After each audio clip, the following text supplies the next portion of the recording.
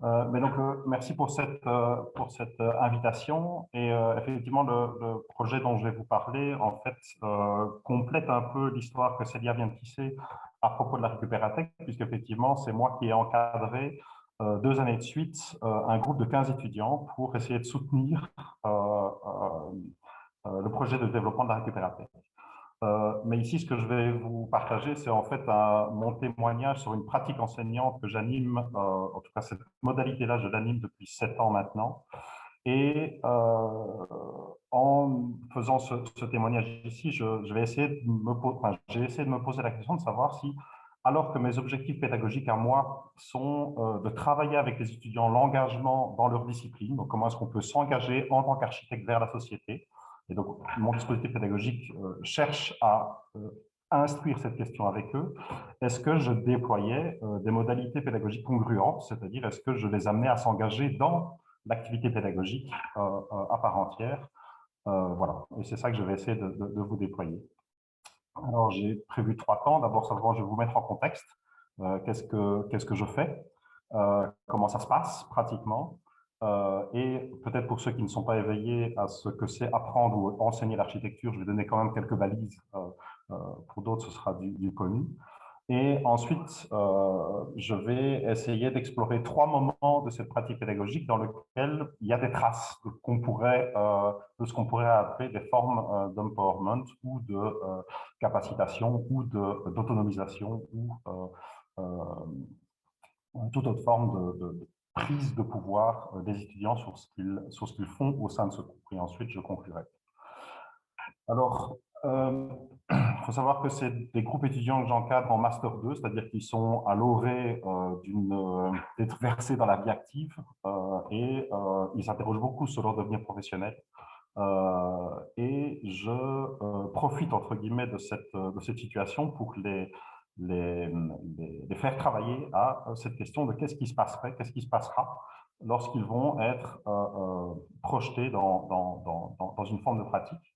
Et je me base sur parfois certains écrits que je leur propose de lire et de construire un certain nombre de débats, et notamment ici, par exemple, dans un ouvrage écrit par Jérémy Thiel, il explique le pourquoi de son ouvrage en se demandant à quoi sert son livre. Et globalement, il dit et si ce livre soutenait que nous devons combler le fossé en nous ouvrant à la dépendance, non pas comme une menace, mais comme une opportunité, qu'il faut s'engager dans la réalité inéluctable du monde et non la fuir, et que dans cet engagement, il existe un potentiel pour une reformulation de la pratique architecturale qui résisterait à sa marginalisation actuelle et qui trouverait ainsi un nouvel espoir. Et je pars de cette idée-là que, en fait, pour questionner qu'est-ce que ça veut dire s'engager, il faut aller chercher la réalité du monde. Et le dispositif que j'essaie de mettre en place essaye de multiplier les liens avec la réalité du monde pour essayer de les faire vivre l'expérience de qu'est-ce que c'est qu'on se voit en empathie et en emprise directe avec cette réalité-là. Alors, simplement une fiche d'identité très rapide pour vous situer. C'est un cours à choix, donc ce n'est pas un cours obligatoire. Les étudiants choisissent de s'inscrire dans ce cours-là. Il est en Master 2, il est crédité à hauteur de 8 crédits. Il n'est pas quadrimestrialisé pour l'instant, il le sera l'année prochaine. C'est une cohorte de 15 étudiants en moyenne. Certaines années, il y en a eu 18 et d'autres 13, mais globalement, la moyenne, c'est 15. Et vous voyez le déroulement des séances sur le premier et le deuxième quadrimestre. Donc, c'est des séances courtes d'une demi-journée chaque semaine. Et puis, il y a la partie un peu apothéose du projet qui, en fait, est 2 semaines en continu où les étudiants fabriquent leur projet. Je vais y revenir. Et dans le cadre que moi je leur tisse, je leur propose d'explorer cette question de l'engagement au travers de 3 axes. D'abord, je leur dis, tiens, et si on réfléchissait à l'architecture comme une production collective, c'est-à-dire comment est-ce qu'on collabore pour fabriquer un phénomène de transformation, un phénomène de changement, et comment est-ce que vous vous situez dans votre capacité à être ensemble l'auteur de quelque chose. Et donc, quels sont les enjeux derrière le fait de construire ou créer ensemble. Le deuxième enjeu, c'est la question sur les moyens et les ressources alloués au projet. Et derrière ça, je m'intéresse à 2 choses. C'est leur faire explorer ce que peut être l'impact environnemental de l'architecture, notamment sur des questions de matériaux. Donc, avec quoi je construis, d'où viennent ces matériaux, quels sont les enjeux derrière ces matériaux, et notamment la question du réemploi intervient dans une discussion, mais également quelles sont les ressources économiques, c'est-à-dire comment est-ce que moi, je suis conscient que toutes les projections que je fais en tant qu'architecte, en fait, elles mobilisent des ressources économiques et que dès lors, ça peut poser la question de est-ce que l'architecture, c'est nécessairement quelque chose qui doit coûter cher et est-ce qu'il y a une forme de pensée de l'architecture qui peut, entre guillemets, démocratiser son accès. Donc, des questions sont manipulées à travers ça. Et le troisième, c'est la question de pour qui je conçois, pour qui je construis, en essayant de déjouer un biais qui existe malgré tout dans les études d'architecture, qui est qu'en général, les étudiants font des projets dont les enseignants évaluent la qualité. Et donc, finalement, là, le projet est conçu pour satisfaire les exigences de l'enseignant et relativement peu fréquemment pour satisfaire les exigences d'un commanditaire, d'un usager, etc. Et donc, j'essaie de convoquer cette dimension-là dans le cours. Et donc ça, c'est moi qui leur propose ces 3 trajectoires d'engagement de manière explicite. Alors, le cours se déroule en 3 temps. D'abord, je leur demande une lettre ouverte en même temps qu'ils s'inscrivent. Donc, ils font le choix de ce cours-là. Je leur demande de m'écrire une lettre que je collationne et que dont je récolte, entre guillemets, les données avant la première séance. Ensuite, le cours proprement dit, dans lequel on va retrouver une phase d'initiation et une phase de conception collaborative pour tout le premier quadrimestre. Et ensuite, deuxième quadrimestre, une phase de mise au point sur 6 séances et les 2 semaines de réalisation. Et enfin, l'atelier se conclut par une consigne que je leur donne, c'est-à-dire je leur demande de m'écrire un rapport réflexif d'apprentissage qu'ils me rendent après la finalisation de l'atelier. Et nous, enfin, on va mettre en place, mais je vais l'expliquer, un processus d'évaluation. Et donc, j'aimerais bien placer les 3 balises que je vais vous proposer sur ces 3 moments-là. Mais avant ça, j'ai peut-être besoin d'un peu mieux vous expliquer les particularités du dispositif et comment est-ce que consciemment, j'opère des choix de cadrage. Donc, dans les typologies d'exercice de l'enseignement du projet d'architecture, donc l'exercice d'apprendre à concevoir, classiquement, les étudiants sont menés depuis la première bachelier jusqu'à la dernière année de master à simuler des processus de conception qui aboutissent en général à des projets qui sont représentés sur des représentations graphiques et qui sont mis en débat dans des jurys qui invitent tantôt des professeurs, parfois des experts extérieurs, parfois des maîtrises d'ouvrage, mais pas très fréquemment. Moi, je me situe dans un type de processus légèrement différent qui est ce qu'on appelle du design and build, c'est-à-dire que non seulement ils conçoivent le projet sur papier, mais ils le réalisent eux-mêmes. Et donc, il y a une prise de conscience, notamment de cette question de la matérialité et de l'économie, qui est activée par le fait de réaliser soi-même. Mais le fait de réaliser soi-même, comme on le fait avec un maître d'ouvrage déterminé, c'est-à-dire qu'il y a un client, il y a aussi une volonté de rendre le service adéquat à la personne qui est commanditaire. Il y a des processus de design and build qui se passent sans maîtrise d'ouvrage, c'est simplement, par exemple, la conception d'un prototype sans avoir qu'un client, ça peut tout à fait arriver. Et on peut tout à fait avoir un maître d'ouvrage, mais ne pas avoir d'usager identifié. Moi, j'essaie toujours de faire en sorte que les étudiants soient confrontés à la personne qui va s'asseoir sur la chaise qu'ils dessinent ou qu'ils ouvrent la porte, quelqu'un qui ouvre la porte ou qui s'assied au bureau qu'ils conçoivent, qui puisse critiquer la lumière qui rentre, le confort qui est ressenti, etc. Et dernier élément qui est un choix de cadrage de ma part, c'est que certains processus de design and build de ce type-là, en fait, travaillent sur la concurrence entre pairs, c'est-à-dire que les étudiants sont amenés dans un premier temps à concevoir par petits groupes des projets qui sont, entre guillemets, concurrents. Et lors d'un jury d'évaluation, on décide le meilleur projet, et c'est ce meilleur projet-là qu'on va construire. Moi, je me base d'ailleurs sur des pédagogues américains pour proposer cette pédagogie-là. L'idée, c'est de co-concevoir ensemble dès le départ et de co-construire la solution qui a été co-conçue à l'échelle d'un groupe de 15, ce qui est une vraie gageure. Hein. Co-concevoir à 15, ça demande de prendre des décisions et ça demande un processus de prise de décision qui est relativement complexe. Mais ça, pour vous expliquer un petit peu comment est-ce que je cadre cet exercice-là. Et en fait, ça amène des potentiels d'interaction assez complexes. J'ai ici schématisé en 2 schémas distincts.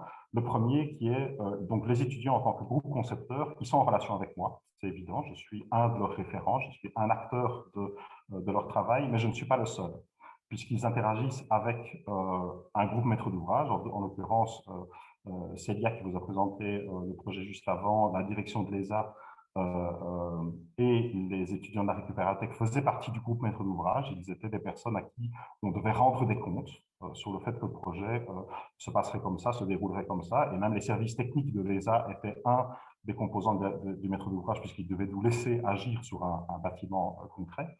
Mais d'autre part, il y a des usagers identifiés qui sont pour partie les mêmes que le groupe maître d'ouvrage, mais pas tout à fait, puisque c'est les étudiants qui vont utiliser la Récupératech ou qui utilisent d'autres dispositifs qu'on a mis en place et qui sont des interlocuteurs qui sont parfois distincts du groupe maître d'ouvrage. Tout ça a à voir avec la notion de relation de pouvoir, j'y reviendrai, mais qui à un moment donné complexifie les relations au sein de l'activité et finalement déjoue un peu, en tout cas mon rôle à moi vis-à-vis du groupe étudiant. Dans l'autre schéma, j'ai essayé de symboliser un peu comment les choses se passaient entre nous, c'est-à-dire comment les étudiants interagissent ensemble et comment moi j'ai une position négociée. C'est-à-dire que tantôt je suis avec eux en train d'agir, de réfléchir, de débattre. Et en général, j'essaye moi d'éviter d'être dans un rapport dialectique un à un. J'essaie toujours de les rendre conscients de quelque chose et d'amener les sujets de débat entre eux plutôt que de moi construire entre guillemets ma raison comme étant la voie à suivre ou la logique à soutenir. Et tantôt, je m'écarte, c'est-à-dire que je laisse la possibilité qu'ils me réincluent dans leur débat, mais je reste relativement encadrant et soutenant sans nécessairement intervenir dans leurs échanges. Alors, tout à l'heure, j'aimais bien que maintenant on parle de cette question de comment est-ce qu'on spatialise nos rapports, c'est-à-dire comment est-ce qu'on prend conscience que finalement la manière de se positionner dans l'espace, il y a aussi un enjeu de prise de pouvoir et de rapport de pouvoir. Et ça, c'est des schémas et une description que les étudiants de la première année de l'atelier avaient fait pour expliquer ce qui se passait pour eux. En tout cas, c'est eux qui ont restitué la manière dont ils voyaient les choses et qu'effectivement, j'essaye de les rendre conscients que et d'ailleurs, on démarre toujours l'atelier par une mise en cercle dans lequel moi je fais partie du cercle parce que je me place entre guillemets dans le groupe dès l'amorce du travail. Mais à chaque fois qu'on fait quelque chose ensemble, on essaie de choisir le bon mode d'organisation de l'espace. C'est-à-dire que si quelqu'un doit transmettre, eh bien, on se met en position de transmission et quand c'est fini, on change de modalité, on change de position dans l'espace pour réellement être en situation de conscientisation de ce qui est en jeu entre nous. Alors, j'ouvre ici la première balise, donc qui sont en fait, je dois bien l'admettre, quand on m'a proposé de participer au rallye, j'avais une vision extrêmement vague de ce que c'était l'empowerment, et merci Manon d'avoir un peu ouvert la question, et idem pour Célia.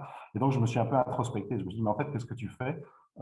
Qu'est-ce qu'il y a derrière ça? Est-ce que c'est de la manipulation? Est-ce que c'est quelque chose de plus? Voilà. Et donc, j'ai essayé à la fois de décrire et d'exemplifier ce que j'observe et de glisser parfois des témoignages d'étudiants.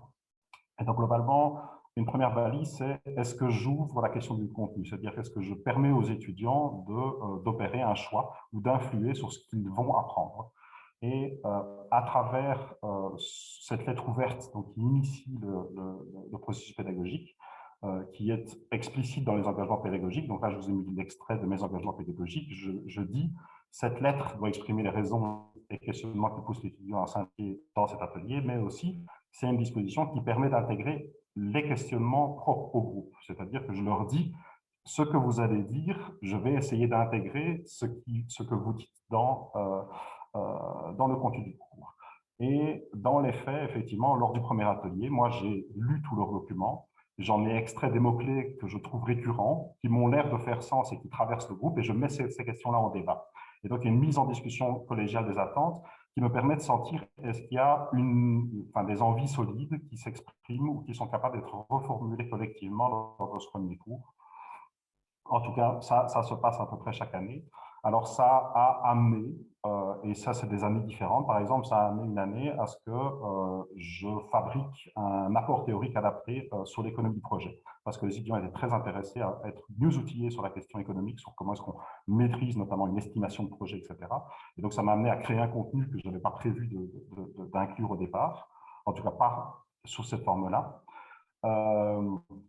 Une autre année, les étudiants m'ont dit, mais nous, on va devenir architecte, on va devoir rédiger des cahiers de charges, mais on ne nous a jamais appris à le faire.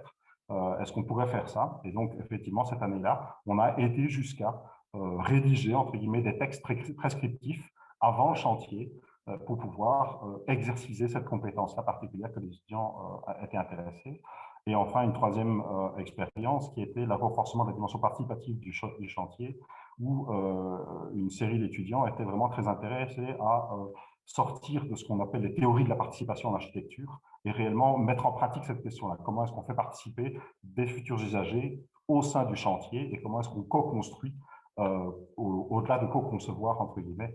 Voilà. Et donc, ça, c'est des manières, entre guillemets, dont les prises de parole des étudiants dans les lettres ont parfois influencé les contenus. Vous voyez que ce n'est pas légion, mais j'y reviendrai par après. Alors, deuxième balise que j'ai appelé concourir à l'autonomie, mais je le mets toujours sous forme de question parce que je ne suis pas sûr d'avoir tout à fait la réponse à ça. Simplement, dans la culture des ateliers de projet, dans l'Institut d'architecture, en général, l'étudiant est amené à travailler, à concevoir son projet entre les ateliers. Et lorsqu'il arrive en atelier, face à l'enseignant, eh bien, c'est le lieu de la critique. C'est-à-dire que le moment où on se rencontre, étudiant et enseignant, c'est le moment où on fait une évaluation sur ce que le projet devient, comment est-ce qu'il évolue, et l'enseignant est amené à valoriser certaines prises de parti ou remettre en question d'autres choix qui ont été opérés, etc. Et donc, il y a quand même une relation assez verticale dans ces moments-là. Et donc, ils arrivent aussi chez moi avec cette culture-là, c'est-à-dire que quand ils arrivent à l'atelier, ils s'attendent à ce que moi, je critique leur travail. Et dès le départ, j'essaie de déjouer ça, puisque ce que je leur propose, c'est que les ateliers soient des moments de synchronisation pour le groupe, donc c'est eux qui synchronisent leur travail. Et ça se passe en 3 temps. Il y a une synchronisation d'informations, il y a une co-conception et il y a une déprise de décision. Et entre les ateliers, je leur demande de ne jamais, individuellement ou en sous-groupe, avancer sur la conception du projet. Par contre, je leur demande de réaliser un certain nombre de tâches qui nourrissent la conception. Et donc, je vous ai mis ici un déroulé type d'atelier tel que je démarre en fait le cours, où je leur propose un peu cette espèce de modèle qui dit, ben, tiens, un atelier, pendant les 4 heures qu'on passe ensemble, on va d'abord se synchroniser. Et donc, on se met au diapason du travail qui a été produit. Un tel a fait une enquête de terrain, l'autre a été rencontrer un acteur, le troisième a été voir des matériaux. Eh bien, on se partage l'information, on se met à niveau collégialement.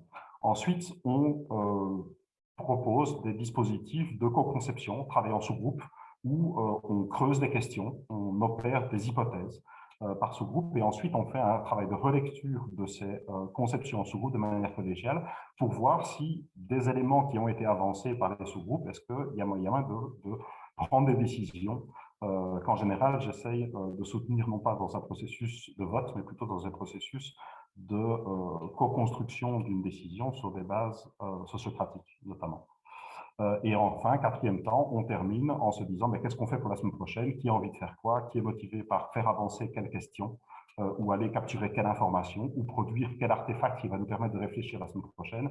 Et donc, ça, c'est un déroulement que progressivement, je délègue aux étudiants où je leur propose de prendre la main. C'est-à-dire que je leur dis, ben, tiens, la semaine prochaine, moi, je propose que ce soit vous qui commenciez à animer ou à préparer ou à conceptualiser la séance, qui s'attend.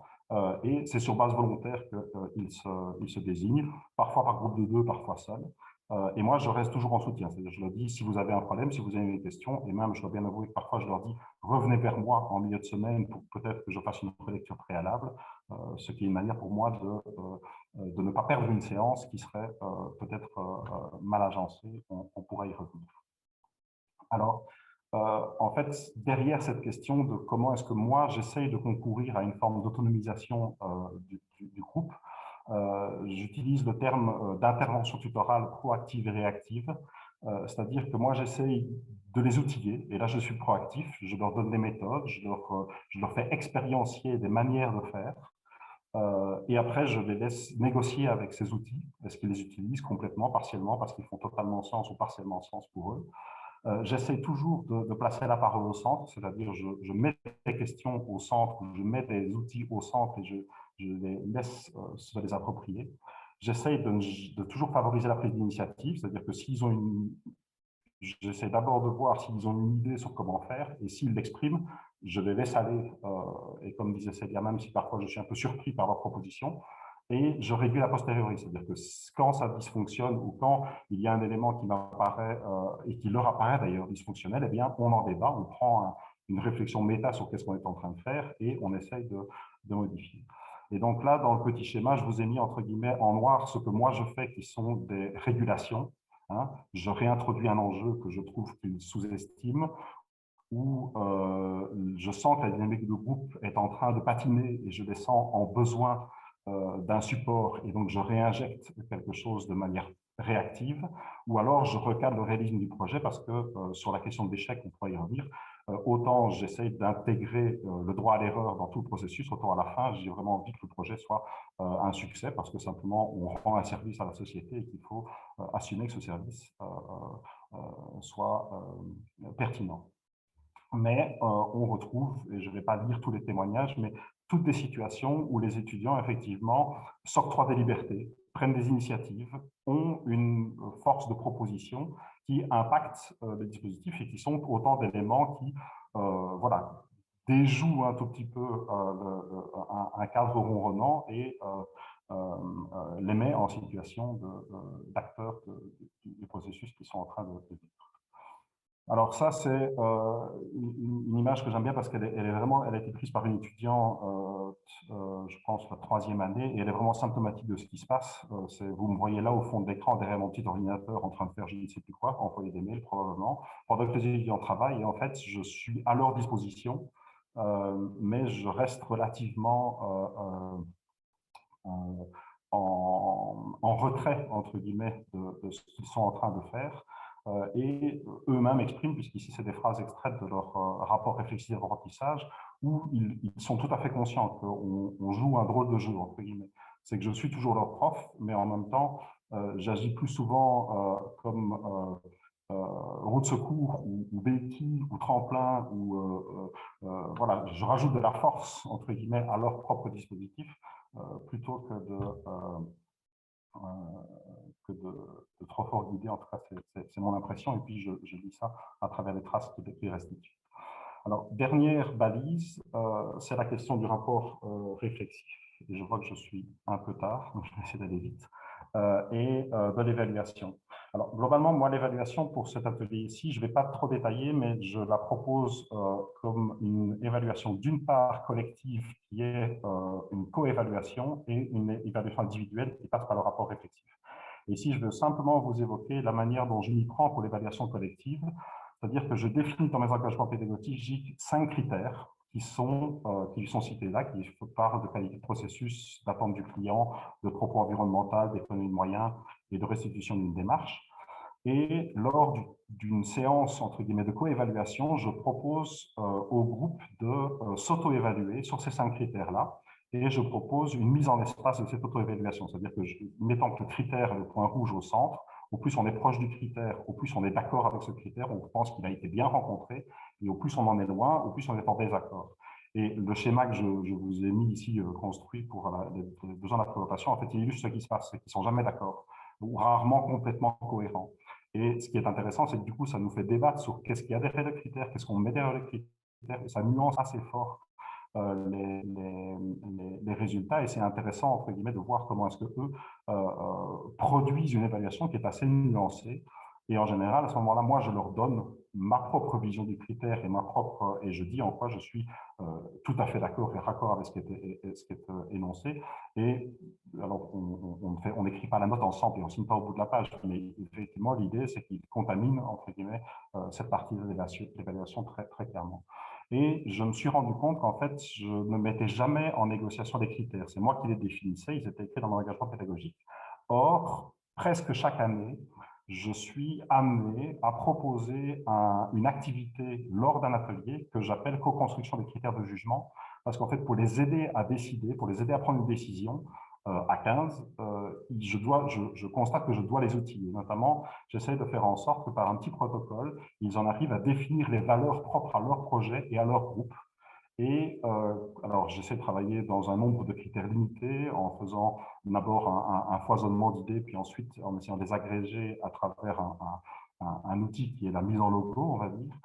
Et puis, une fois qu'ils ont co-construit ces critères d'auto-évaluation de leur propre travail, je leur demande de s'en servir lorsqu'ils débattent, c'est-à-dire, tiens, la solution qui a été dégagée par ce groupe-là, en quoi est-ce qu'elle répond bien à nos critères? Et donc, ça leur permet de mieux pouvoir asseoir des prises de décision et surtout de mieux construire des consensus.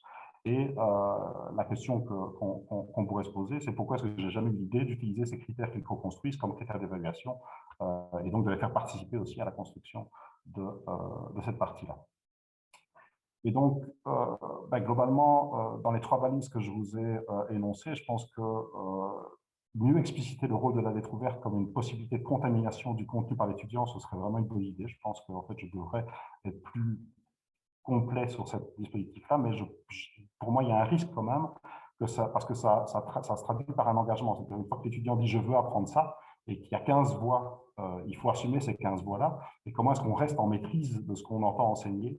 Je trouve que ce n'est pas si évident que ça. Donc, je n'ai pas tout à fait de certitude sur comment faire ça, mais il me semble que ce serait intéressant de creuser.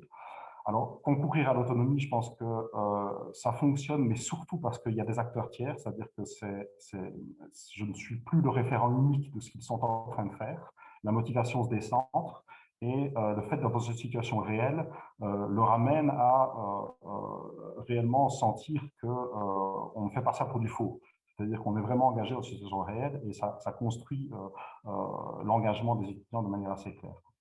Le fait de les laisser faire des erreurs et d'agir par une régulation a posteriori, je pense que ça aussi, ça concourt à une certaine autonomie parce qu'ils se sentent en confiance, parce qu'ils sont toujours soutenus quand ça dysfonctionne, et progressivement, ils acquièrent de plus en plus confiance dans ce qu'ils sont en train de faire. Se placer à côté pour rassurer, c'est aussi des feedbacks que j'ai. Et enfin, sur l'auto-évaluation, effectivement, cette question d'influer sur les critères d'évaluation, et chose qui m'apparaît aussi maintenant, c'est qu'il est probable que je devrais être congruent et faire cette auto-évaluation aussi sur l'application individuelle et pas seulement sur le groupe. Et enfin, quelques images de ce qui a été réalisé durant ces quelques années pour que vous ayez quand même un visuel sur le résultat et pas seulement sur le processus. Voilà, merci. Merci beaucoup, Jean-Philippe. Merci d'avoir respecté le temps. Je ne vois pas vraiment dans le chat de questions qui n'ont pas déjà trouvé de réponse. Donc voilà, si vous avez encore quelques précisions ou des questions. Ah,